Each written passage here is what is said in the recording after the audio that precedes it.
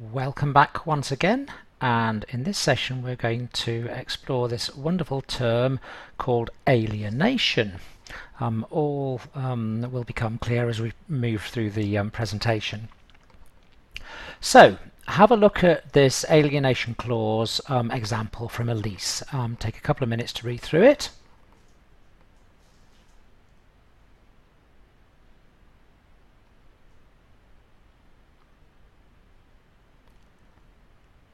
Okay, so there's a number of terms that appear here. So firstly, it's talking about assigning or charging. Then it's talking about underletting. It's talking about part of the premises or the entirety of the permitted part. And it's also talking about landlord's consent and this clause which you'll be becoming familiar with, unreasonably withheld, not to be unreasonably withheld. So starting to kind of come through some of the terms of alienation. So let's have a look at what alienation actually means, because it's fairly straightforward in reality. Alienation is quite simply the disposal of an interest in the demised premises.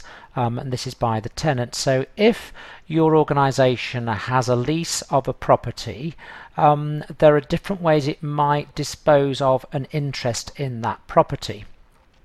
And alienation itself can be in whole or in part. So as an example, if your organisation has a lease on a 3-storey office building, alienation could be of the whole of that property, so all 3 floors, or it could indeed be part of that property, a single floor or 2 floors. So alienation can be whole or part, and the lease will specify what's permitted, and it's really important to understand what the lease says in that regard. Then in terms of types of alienation, so the way in which a tenant can dispose of an interest in the property. Firstly, we've got assignment. Assignment is where, for example, you have a lease of a property and you want to actually transfer that lease to another organisation who's going to occupy it. So you're vacating the whole of the property and you've still got several years to run in your lease, and you're essentially signing your lease over to another organisation by way of assignment. So you assign your lease over to another organisation. They then become the tenant of the landlord, paying the rent and complying with the terms of the lease. So that's assignment. Then we have subletting. Subletting is where you stay as tenant under the lease, so you are continuing to pay the landlord under the terms of the lease and comply with your obligations, but you might actually sublet part of the property, or indeed you can sublet the whole property to another organisation to occupy. So the example of the 3-storey office building, you might create a subletting of a floor. So in that instance, you still have a lease with the landlord of all 3 floors, but you've then granted a lease yourself to another organisation to occupy one of those floors. So you in that capacity are tenant to your landlord, but you also then landlord to your subtenant of one of those floors. Third example of alienation there given is sharing occupation. What that actually means is sharing occupation of the property with a company within the same group or organisation. So it may be the parent company has a lease on the property, so whatever organisation, X Holdings PLC, and they occupy the property, but you want to share occupation with one of your subsidiary organisations. So it's still part of the same group, but it's sharing occupation, and that is something which may be permitted under the lease or may not, but is likely to require landlord's consent. We then move on to charging, slightly less common, but it may be you have a lease in a property in which there is some value. You'd get this particularly with leasehold property, where if a landlord or an owner of a site has leased the site to you, and you've put a building on it, you may then want to borrow on that asset and therefore the lending body would be taking a charge over that asset, and that's something that the lease would specify whether you're allowed to do that and whether landlord's consent is required for doing that. The final form of alienation is surrender. So this is when you have a lease as a tenant on a property and you actually want to walk away from the property. The lease is still current, has a period of time to run, but you might agree with the landlord that they will effectively tear that lease up, agree a deed of surrender, so the lease is surrendered, so it actually no longer exists. Now there might be some reason why the landlord wants that. They actually want to take they're happy to take the property back, possibly because they want to redevelop it. There may be a number of reasons, but they're happy to take the lease back, so they would agree a deed of surrender with you. As a tenant, you might want to surrender that lease because the property is surplus to your requirements, and you don't want to be continuing to pay rent. You're not occupying it any longer. So you want to surrender that lease. Now there's no obligation on the landlord whatsoever to agree to a surrender, but they may be prepared to, either because there's benefit in it to them, because they want to refurbish, or as a tenant you might surrender the lease, and in return for the landlord allowing you to do that, you might pay them a capital sum of money to release yourself from the ongoing obligations. So the alienation clause in the lease, in terms of what the lease says, it's all about control for the landlord. Again, it's their investment. They've invested their capital in the property. They're expecting to receive an income and for it to grow in value. So this is about protection of their interest and prevention of occupation by undesirable tenants. So you might allow someone else in there that is going to have a detrimental impact on the value of their investment, and it's about protecting that. It's also about flexibility for the tenant. So a tenant needs to understand what does the lease say about assigning or subletting the property, for example.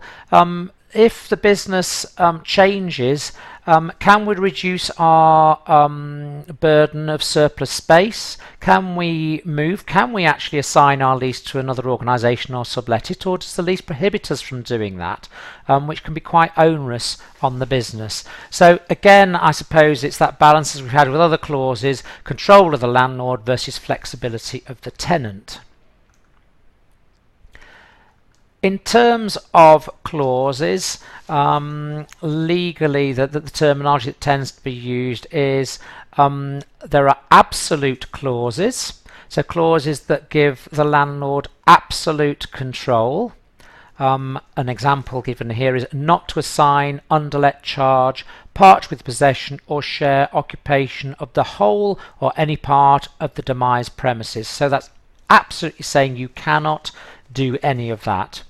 Or it might be qualified, which is very similar, but it says without the landlord's consent, and then the normal that you get within leases, consent not to be unreasonably withheld. Clearly as a tenant you are going to want the latter, and the issue with the former is if a landlord, you insist on that, that could be used against you at a rent review because it is restricting the flexibility of the tenant. So going back to the session that we did on rent reviews, think about the implication of the tightness of these clauses and the potential impact on rent review, if indeed there's a rent review in the lease. So the process, if we're talking about an assignment or a subletting, which are the main two areas really in relation to alienation that you come across, normally it's about satisfying the landlord of the quality of the subtenant or the assignee, the person that's going to be taking the lease over from you if it's an assignment. So the sort of information that the landlord will be looking for is really proof of the financial standing of the assignee or subtenant. Are they going to be able to afford to pay the rent? So the sort of things that you may be asked to provide for the ingoing subtenant or assignee is their company accounts, and there's a very broad rule of thumb that the business needs to be showing a net profit which is equivalent to or greater than 3 times the rent that they're going to be required to pay. That's a benchmark that's used. Bank references, they can have some value. Probably of more value is landlord's references. So does the proposed assignee or subtenant have their leased premises in the past, and can you get references from that landlord or those landlords that will say whether they've been a good tenant, they've complied with their covenants, they've paid their rent on time, etc. And then obviously company searches, which will kind of yield up information from company's house to give a richer picture on the financial standing of the organisation. Other sorts of information that you might want as a landlord where you're being asked to consent to a tenant to sublet or assign is, well, what does the proposed assignee or subtenant want to use the property for? Is that within the planning consent? Is that within the user restriction? If it's a sublease, what are the terms of the sublease? Does it mirror the terms of the lease that you've granted to the immediate tenant? And if it's an assignment, this thing called a guarantor. Now, clearly, with an assignment, I said what you're doing is, as a tenant, you're effectively handing on your lease to another organisation. So that means you're stepping away in terms of your financial obligations to pay the rent, etc.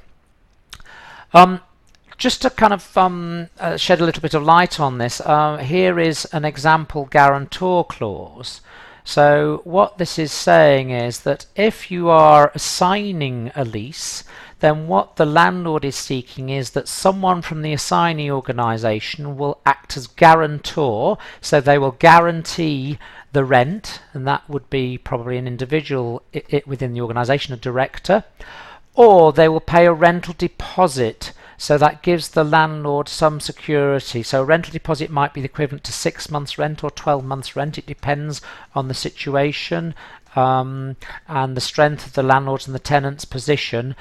So they might pay a rental deposit to the landlord, which would cover for a void period if the company went into liquidation or went into receivership, and allow the tenant a reasonable period of time where they wouldn't be getting a rent to be covered by a rental deposit. So it's quite normal for landlords to seek that.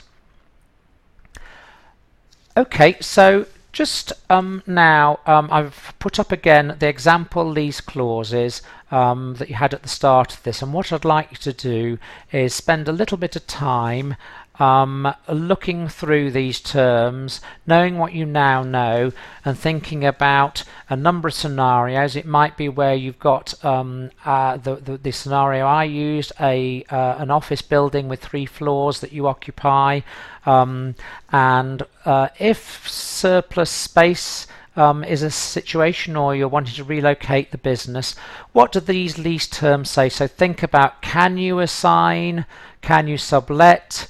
Is it just part only, or is it the whole that the clause is limited to? So what would be your options here in this particular scenario? So one scenario might be that actually wanting to consolidate into 2 floors. What does the lease allow you to do with the vacant space? Another scenario might be actually you want to completely relocate the property from the property to an alternative property. So what would be your options in terms of disposing of your interest in the property? Okay, thank you.